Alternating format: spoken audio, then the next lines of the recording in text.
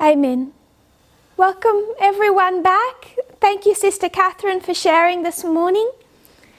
I'm aware as we're doing these studies that we do have a mixture of an audience between those who are less familiar with what this movement teaches. Some may be quite unfamiliar, quite new to what we teach that participate now, and some who have been following this movement for quite some years. So there is a mixture, and there is an attempt throughout these studies to try and reach both. But for the progression of the message, we do find that we have to move on beyond what many people might be familiar with. So I'm hoping that if they have those questions from these studies, that they will speak to people, speak to the leaders in their area, and also go back to prior presentations. If you see what happened last year, the same message was taught and retaught through a series of schools and camp meetings. So you had something like Acts 27 that was taught and retaught and retaught. Because of the amount of teaching slots that were available, and the message really grew through being repeated and repeated. As we've had to handle this pandemic, we haven't been able to do that. So some of the things that were presented in Australia over the last 2-3 months would normally go to another school, another camp meeting, and they would be repeated again with more information, repeated again with more information, maybe condensed, maybe summarized, maybe stretched out over a school and developed further. But none of that has been able to happen because of the pandemic. So a subject like the Apis bull is not being repeated in any school or camp meeting as it was done here. So it becomes important that if things are strange to us or new to us that are taught in this time, that we go back and study through that, through those series of classes to make sure we understand what was being there taught. It's a danger that's happening at the moment that if we miss something, we're not necessarily going to find it at the next camp meeting, because right now there are none. So if you have those questions about something like the Apis bull or Church and State in America, the 7 mountains, those earlier studies take us through it, but they're not getting repeated the way that we would normally expect them to be repeated. I want to begin with a quote. It's from Third Selected Messages, 3SM 162.3. 162.3. In reviewing our past history, having travelled over every step of advance to our present standing, I can say, praise God. As I see what God has wrought, I am filled with astonishment and with confidence in Christ as our leader. We have nothing to fear for the future, except as we shall forget the way the Lord has led us and His teaching in our past history. This was written when?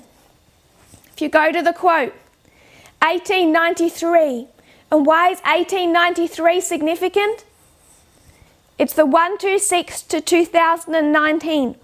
We have nothing to fear for the future, except as we forget the way the Lord has led us. I started addressing this point last week, and I'm still continuing to hear people's fears and doubts that relate to how God has led us. So I want to repeat and enlarge on what was taught last week on this subject. It becomes concerning to me when I see that many of the problems or questions we have in the movement right now, many of the issues that people have, are subjects that have been already addressed, already explained in previous studies. They're already stumbling blocks that should have been removed out of our pathway if we're familiar with the history of the last 18 months. And yet, a stumbling block a year ago is being remade, and it's a stumbling block now. And it's something that has already been explained by how God has led us. So I want to give a further explanation on the message of the King of the North and the King of the South, and then take that to the subject of the Sunday law, and 2014 particularly.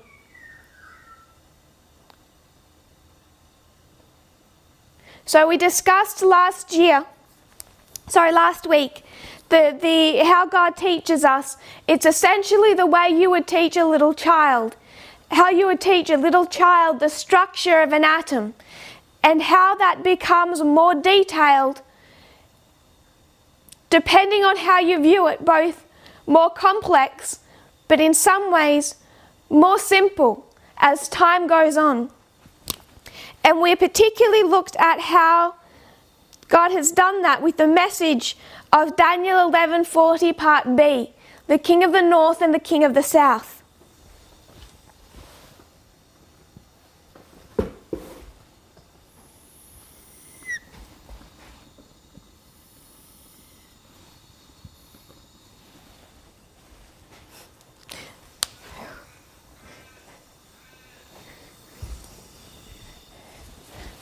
We'll try and go straighter.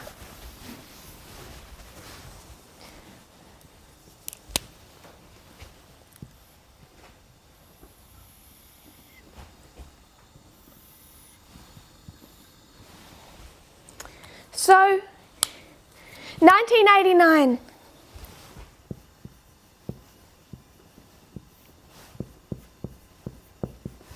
Is the time of the end.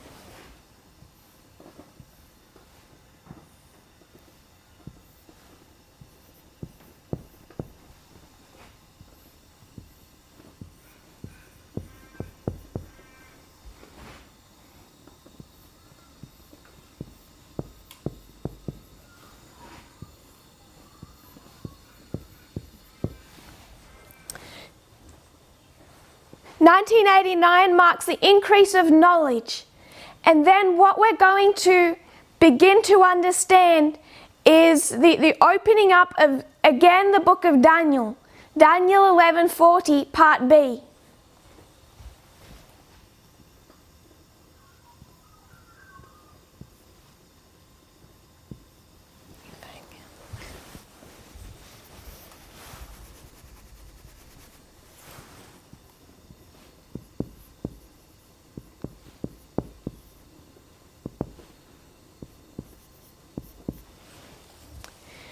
Daniel 11:40 Part B, and what do we begin to understand? What we understand is 1989. That's what you find in the Time of the End magazine, that 1989 is a battle between the King of the North and the King of the South.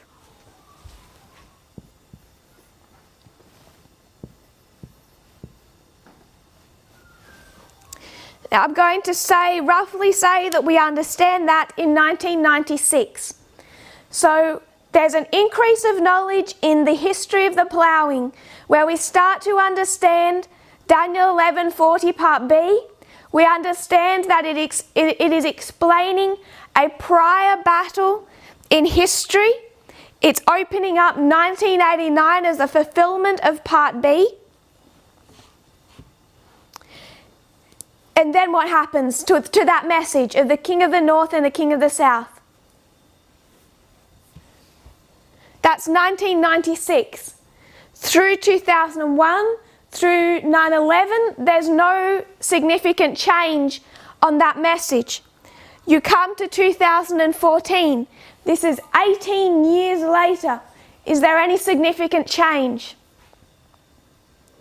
No. We do begin to understand in 2014 the understanding of Ezra, of fractals. We discussed that last week.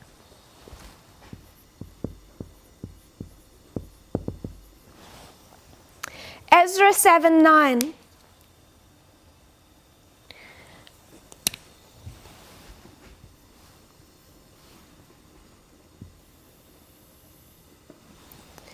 But now, once we get into this dispensation, we're looking forward to this waymark, commonly known as Raphia. So the subject of the king of the north and the king of the south becomes much more immediately relevant.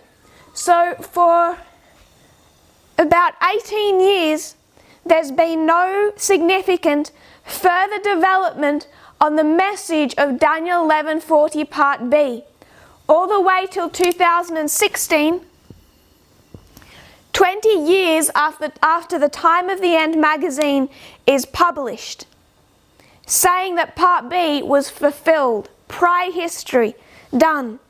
2016, what do we begin to understand?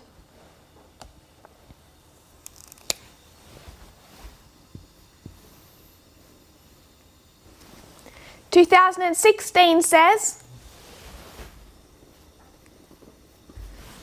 we're not finished with Daniel 11 Part B. In fact, the king of the north and the king of the south are going to fight again. They're going to fight two battles, Raphia and Panium. So we understand that in 2016.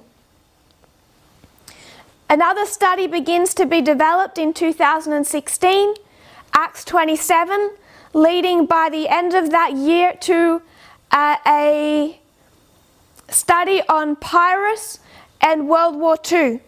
So now we have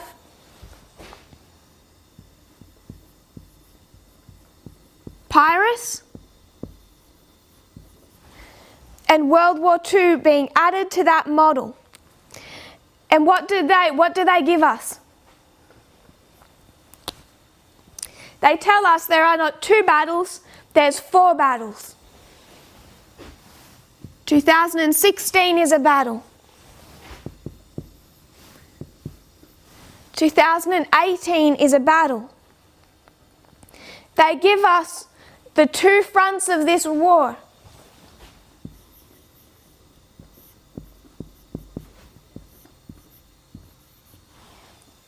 Now this is a war not just fought in the east. It's not something that's just visible between Russia and the United States, but it becomes an internal civil war in the west. With that, we begin to understand that all of this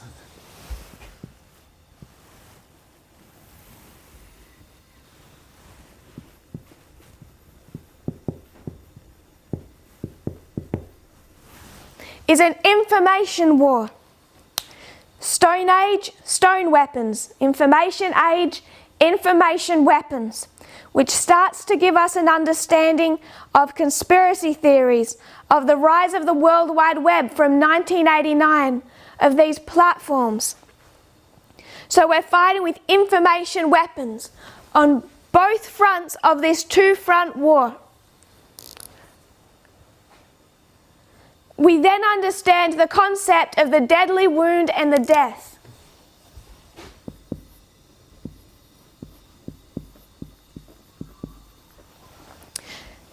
(1989) is the deadly wound. Leads to the death in 1991. 2021, Panium, the deadly wound.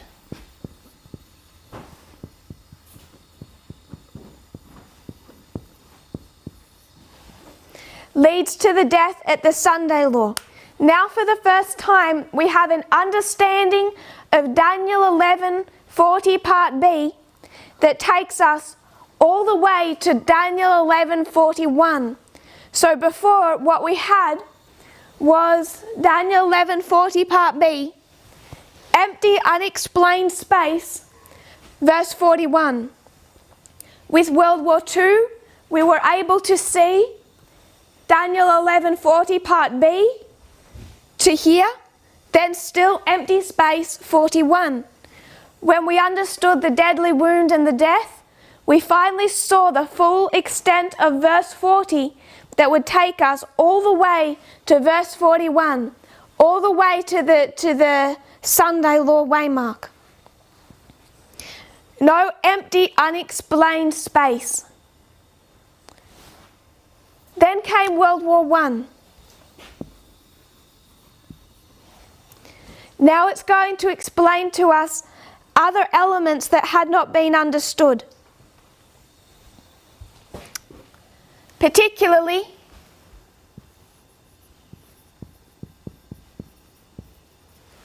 this Gulf War. Desert Storm.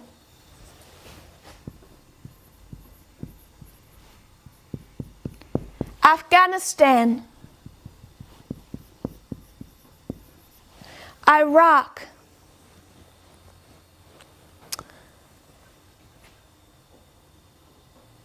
So we start to be more introduced to the significance of these spheres of influence, because this is an information war.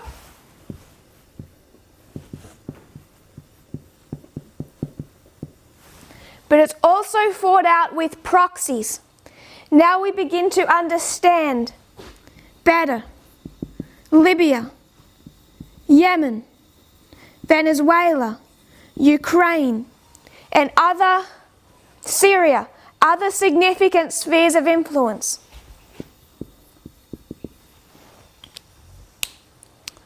So why do we have 20 years of Time of the End magazine from 1996 to 2016, where all we're seeing is essentially the same thing? Daniel 11:40 part B, fulfilled in 1989, no extra information. And then in just about 3 years, end of 16, end of 17, end of 18, end of 19, it grows to where it encompasses all the history from 1989 through all of those proxy wars, through 2014, all the way up to the Sunday law. So you have something that looks incredibly simple. 40 part B, fulfilled in 1989. And then God has to expand on that, unpackage that. And in that process, we start to see that our initial understanding was too simple. It left too many gaps. And then as God opens that up, it becomes so much more detailed, so much more precise. We have nothing to fear for the future, except as we shall forget the way the Lord has led us and His teaching in our past history. Our understanding in 1996 was not our understanding in 2016, was not our understanding in 2018, was not our understanding in September of 2019, is not our understanding in 2020. It has continued to grow and develop. But there was a reason that it particularly needed to swell in this dispensation. And why is that? Because this waymark is characterized by a battle between the king of the north and the king of the south. This is the history of the beginning of those battles. In fact, 3 of those 4 battles. So once we enter into this dispensation, we need to understand this, if you follow me, Boston waymark. We need to understand October 22. we need to understand the test. So the increase of knowledge, the formalization of that increase of knowledge is going to direct us to understand our test. So it's going to shine light on this waymark. In that process, whenever you shine a torchlight and you shine it at an object, it also disperses and shines some smaller, thinner light beyond. Do we understand the Battle of Panium? No. Do we need to? Yes. Will we? Yes. Because we're here.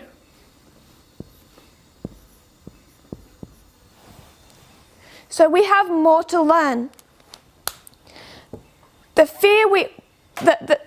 danger is that unless we can look back and see how God has led us, we start to see advances in knowledge as either threatening the previous knowledge that we had or as discrediting it, as if there were mistakes in the past that we need to be ashamed of, that we need to repent of.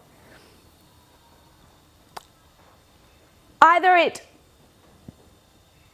damages our faith in God's leading of the movement, or we start becoming defensive of our old positions and unwilling, inflexible to advance. And there is nothing more dangerous than not being willing to learn.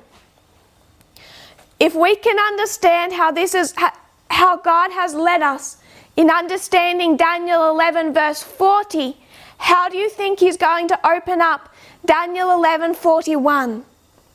If this is verse 40, what are your expectations of verse 41? We should expect the same thing. If we forget how God led us in understanding verse 40, the danger is that when we see Him open up 41, it will shake our faith. So I want to briefly address not just verse 41, but 2014, because what is 2014 for a priest?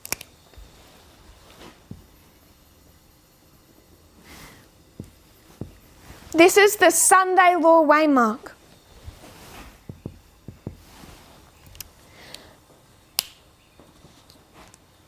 We might need to erase this in a moment, but a photo will be taken. So 1989, there's an increase of knowledge. And what does that increase of knowledge say about the Sunday law? It says, the Sunday law is coming. The Sunday law is approaching. Does it give much more information than that? If we understand the reform lines, the message is the Sunday law is in your lifetime. It's now directly in front of us. A waymark in our current dispensation. We are in the final generation. So the difficulty is seeing that you are on this line, but you're also on another line. There's two different lines that we're currently walking across. One is the priests, and what is the other?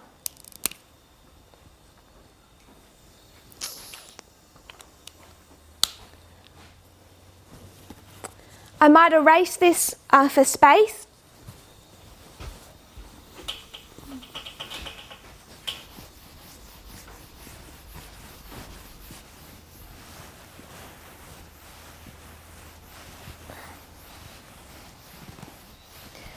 Remember this dispensation, when much of that light opened.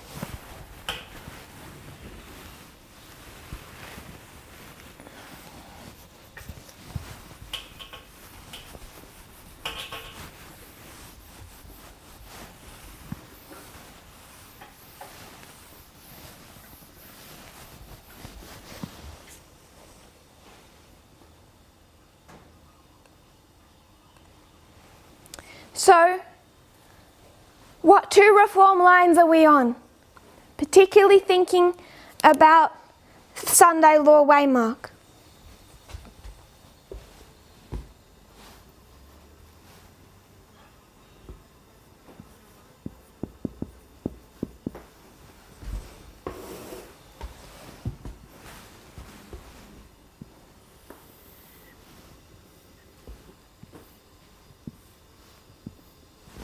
The reform line of the priests,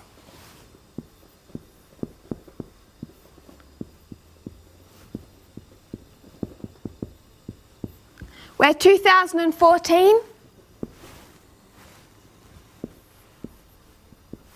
becomes the Sunday law.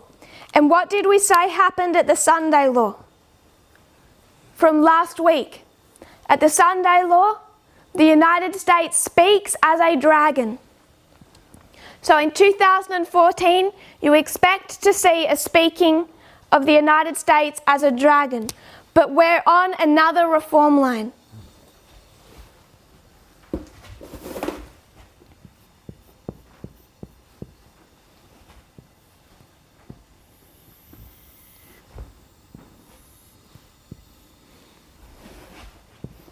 The reform line of the 144,000.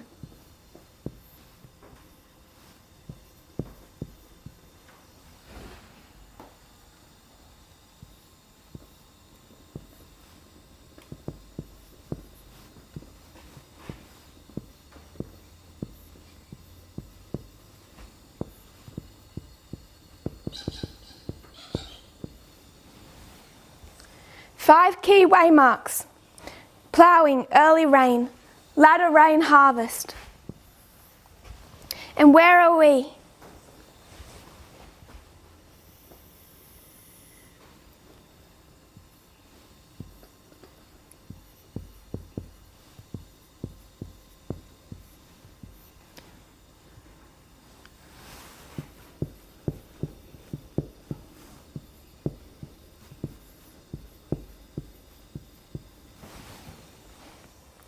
I want us to become comfortable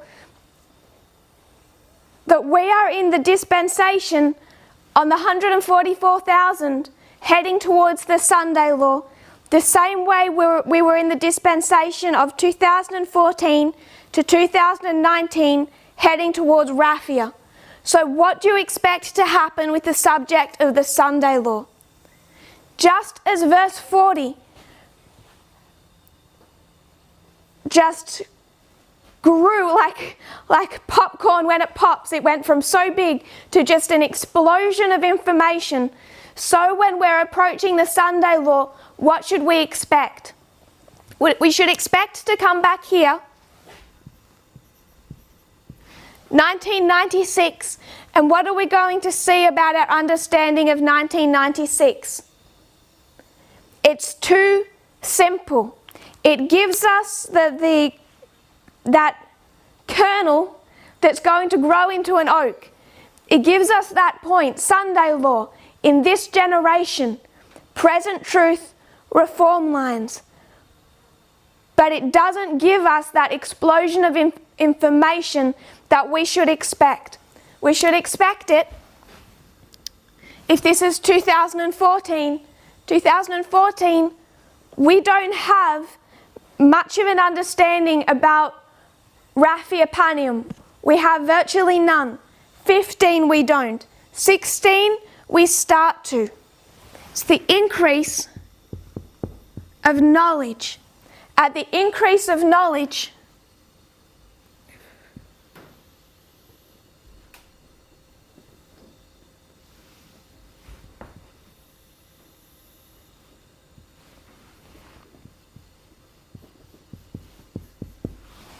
you would expect to see that message grow, swell, develop. And the danger is that in looking back, we lose faith in God's leading, because we could argue, why didn't He tell us that from back then? Maybe this movement has taught error in the past, the same way it taught that 40 Part B was fulfilled in 1989. We need to come out of that mindset and see how God has led in our past history, which explains how He's leading in our present history. So 1996, that kernel of truth, Sunday law in our lifetime, just before us. We begin to understand the Sunday law, a little earlier, because it did become part of the test of the early reign of the priests.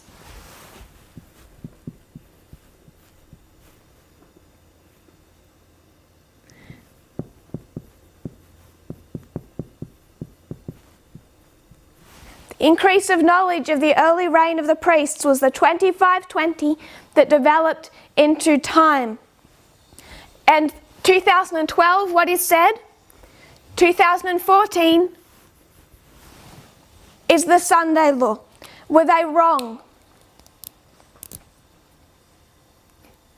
Spot quiz. Were they half right and half wrong? No. 2014 was the Sunday law waymark. It's that dangerous half right, half wrong thinking that makes us look back at 2012 and expect to see error. It was not error. It was perfect for the dispensation that it was in. What had to happen was a new dispensation come upon us, and with that new dispensation, if we go back to the idea of a classroom of grades, we just needed the next grade. And with the next grade came an understanding of fractals. 2014, an understanding of Ezra and the three groups we discussed last week: priests, Levites, Nethinims. Once we had that light, we understood 2014 was a Sunday law, not for the 144,000. Therefore, it's not Daniel 11:41, but a Sunday law for the first group called. So we started to have in 2012 a greater understanding of the Sunday law, just because we needed to understand time setting.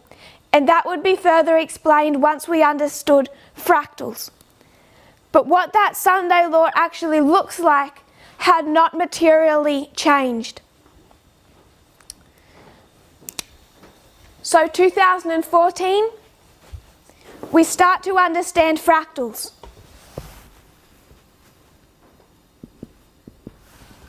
So I want us to understand 2014 in two different ways, if we can try and conceptualize both ways. When it comes to the reform line of the priests, this is the Sunday law. There is no other. It's just simply for that group of people, the Sunday law waymark. But when we start to construct our lines with the fractals, we start to see another view of what God is trying to teach us.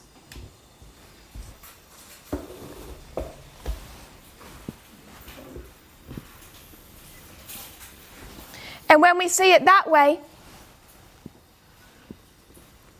2014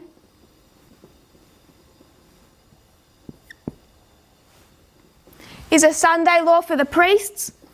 2019, Sunday law for the Levites. 2021, Sunday law for the Nethinims.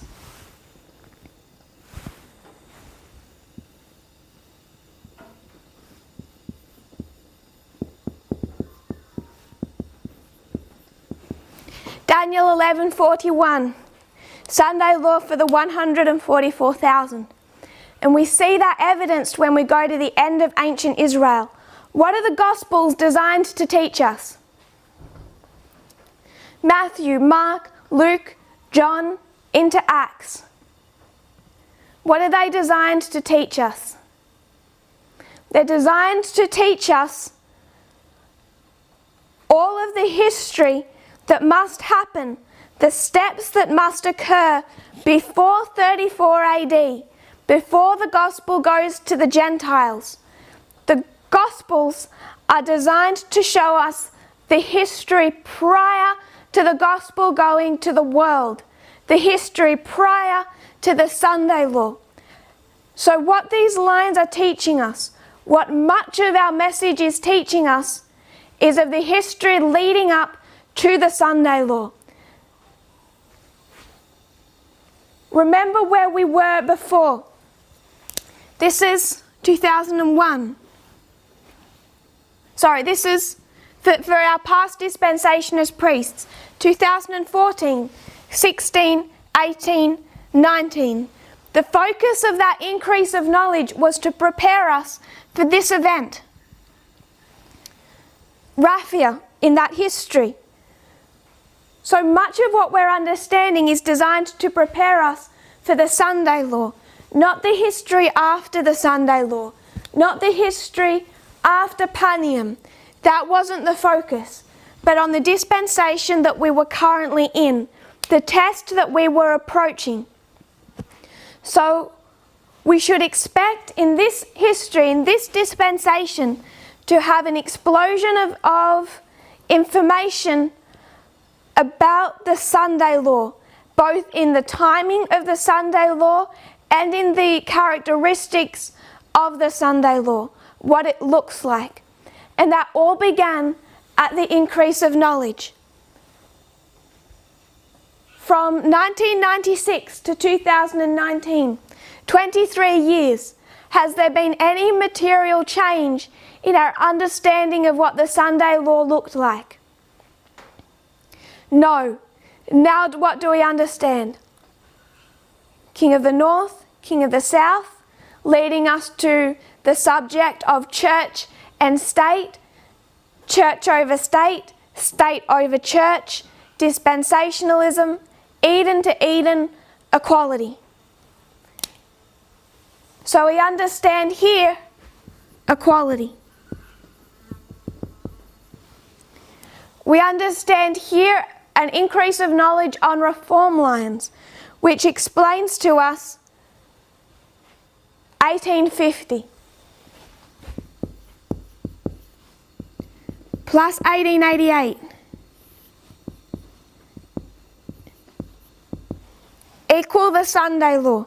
Now we start to see that this waymark has as much to do with slavery as it has to do with the Sabbath Sunday question.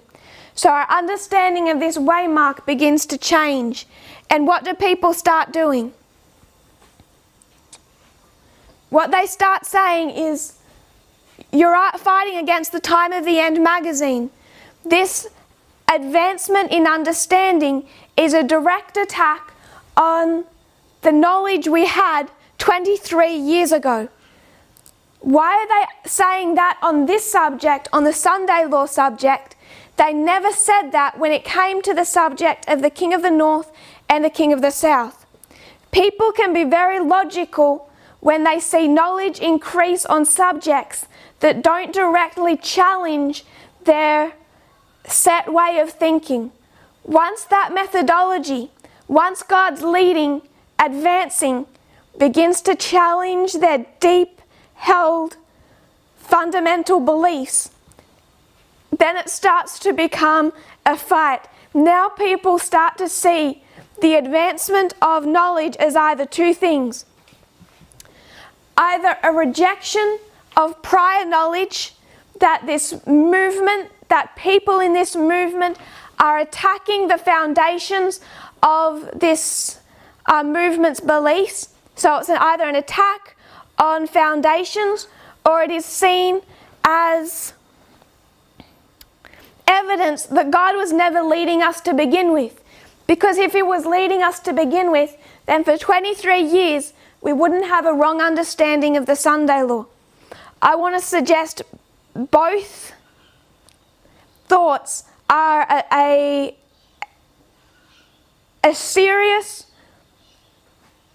life-threatening danger where we forget how God leads His people. In His past history, in the latter reign of the priests, when it came to the subject of verse 40, now it starts to challenge us And now we start to question God's opening up of verse 41. All that God is doing now is leading the same way He always has. So 2019, we begin to understand equality. Coming back to 2014, we need to see it in two ways. It is first, cutting out all other noise, the singular Sunday law for the priests. Put that thought to one side. It's not a contradiction, both are correct. 2014 is a small step towards Daniel 11:41. Step, step, step. United States speaks as a dragon. If we can visualize our fractals in this way, you have the 144,000. Ploughing, early rain, latter rain, harvest. Middle waymark, verse 41, Sunday law. Swelling to the loud cry. The Revelation 18, come out of Babylon, my people. Close of probation, end of intercession, beginning of the time of trouble, death decree. Time given for the second advent, the literal second advent of Christ. If you can picture that reform line of the 144,000, what is a fractal? However you conceptualize fractals, I want to suggest in this way, that a fractal is and this is not an exact, it's a rough parable. A fractal is a shadow. So does a shadow have all the form and substance of the whole? No, it doesn't have all of the substance, it's a shadow of it. Which is why when we come to Panium, is there a literal present second advent? No, stepping back, is there a death, are we in a death decree right now? No. Are we in the time of trouble? Yes. Can you feel it? Yes. Does it hurt? Yes. Are we experiencing a death decree? No. You have the outline, the structure, but a shadow of the experience. So when you come to 2014, it is not Daniel 11:41. The same way the death decree of the 144,000 is not a death decree now. It becomes a shadow of it. If you can understand that type of parable. So 2014 for the priests, that is a rock solid, standalone reform line, 2014 being the Sunday law. If we step out and see the 144,000 and the overall picture that God is trying to show us, is He's showing us the steps that lead to verse 41. 2014 becomes a key step in that process. 2019 becomes another one. 2021 becomes another. This is the process of events that lead us to Daniel 11:41. So you're not going to find all of the characteristics of the Sunday law, verse 41, in 2014. I'm convinced that when we fully understand the Sunday law, when we're living through it, we will look back with greater clarity than we have now and see that step-by-step progression in the United States. The United States is not going to speak like a dragon in a vacuum. These things take a progressive succession of events, just the same as you would not be able to come to 34 AD and understand the stoning of Stephen without understanding John the Baptist, the ministry of Christ, the crucifixion, the work of the disciples and the early church.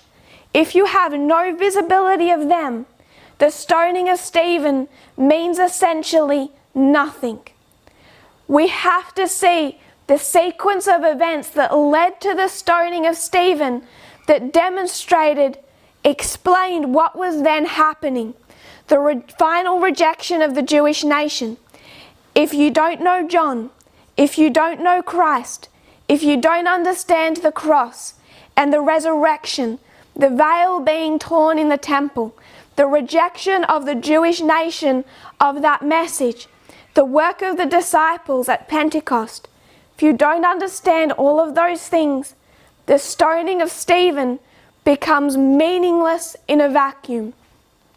If Adventists reach the Sunday law waymark, it will become meaningless unless they see the steps that have taken us to the Sunday law. Internally, in this movement, and externally in the United States.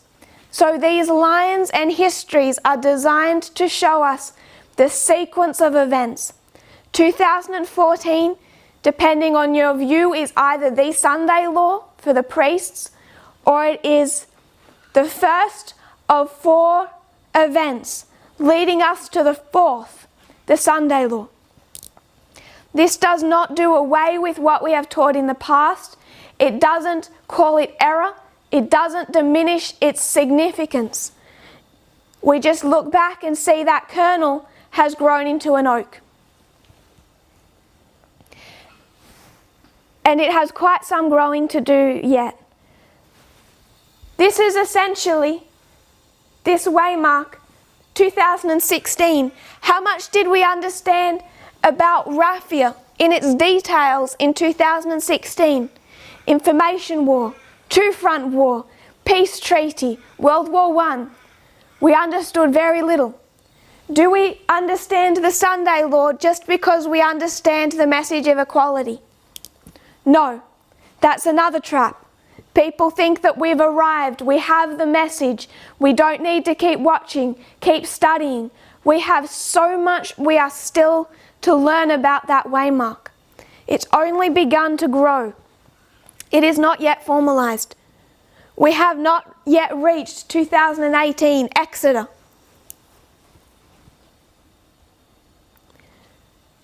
So coming back to 2014, we read last week from the Great Controversy, beginning in page 440.2, Great Controversy 440.2, and I'll just remind us of the steps that we took. What nation of the New World was in 1798 rising into power? So Ellen White is saying all of this in the context of Revelation and the coming up of the lamb-like beast. So she quotes extensively from that portion of Revelation. The lamb-like beast spoke as a dragon. The lamb-like horns and dragon voice of the symbol point to a striking contradiction between the professions and the practice of the nation thus represented. So you have lamb-like horns, dragon voice, and we went through that. What are the horns? The horns are what the United States professes. What is the dragon voice? The voice is what it practices. So you have the profession and the practice, and the profession and the practice are in a striking contradiction. They contradict each other. The practice contradicts the profession. And that is what that picture is trying to teach us. A dragon voice is a contradiction to the lamb-like appearance of the two horns.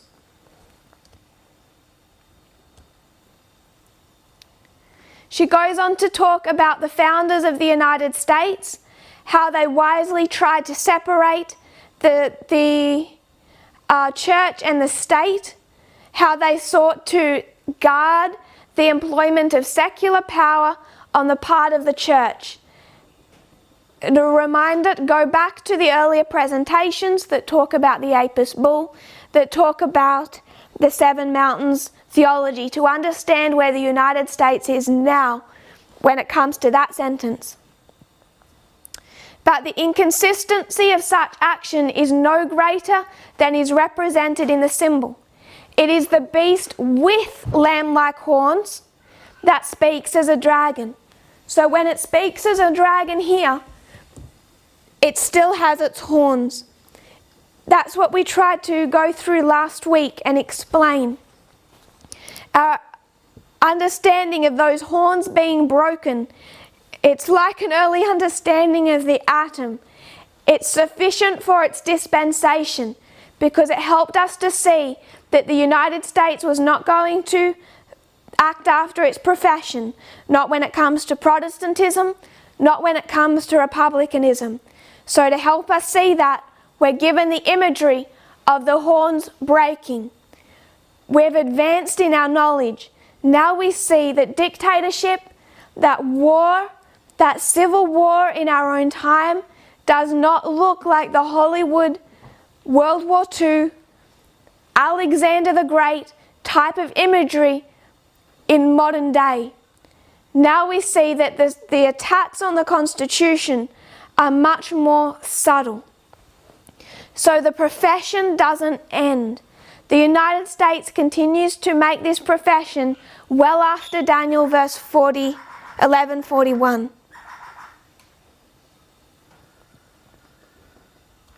The horns don't break because the United States never stops professing.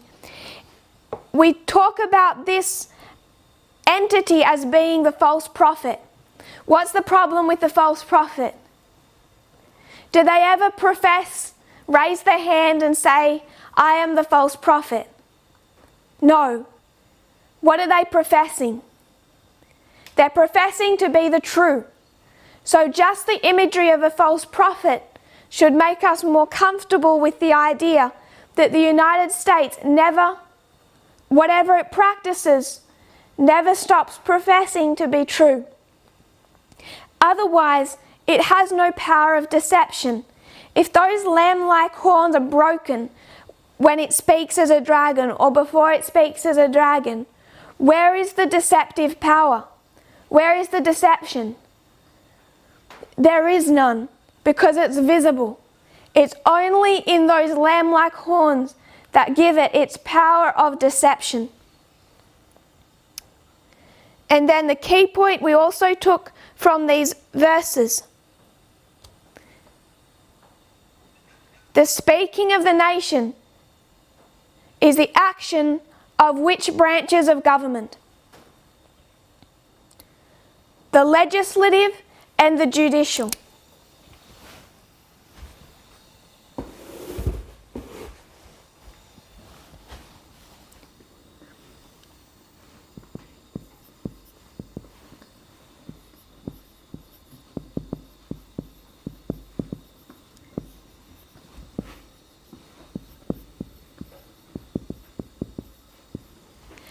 How many branches of US government are there?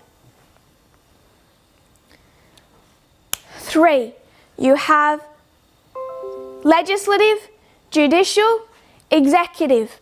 Ellen White intentionally cuts out the executive and names the speaking as coming through the legislative and the judicial. So when we had an earlier understanding of the Sunday law, it's predicted in 2012. It's rejected by almost everyone who has now left this movement in 2020. It's rejected back then. In 2012, we go through 2014, and it is gradually accepted as the Sunday law waymark, as fractals are understood. It couldn't be ignored.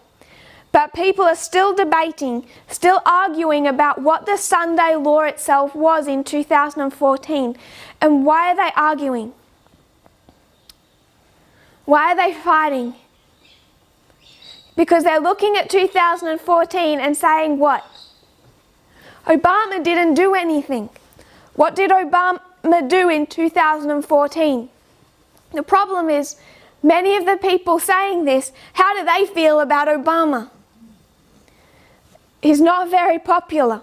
So they have extra reason to look to Obama as being the one, that evil Clinton associating globalist that's going to bring in the New World Order, unite world governments, take everyone's guns away, and institute a Sunday law.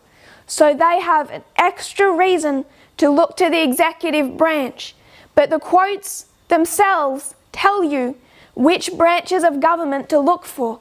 The fact there was an Obama presidency in 2014 does not mean that a Sunday law could not take place, because it doesn't come through the executive. So I've had a couple of questions about what happened in 2014. For many people, this might be some revision, but as I've had questions, and I'd just like to do a little bit of a revision about what actually happened in 2014. Not in the executive branch, because Obama, I think we're all comfortable if we can say it overly simplistic. Remember, our message is always simple till it grows. Obama is a good guy. So we can't look to the executive. It's not Obamacare. We're going to look into the judicial and the executive.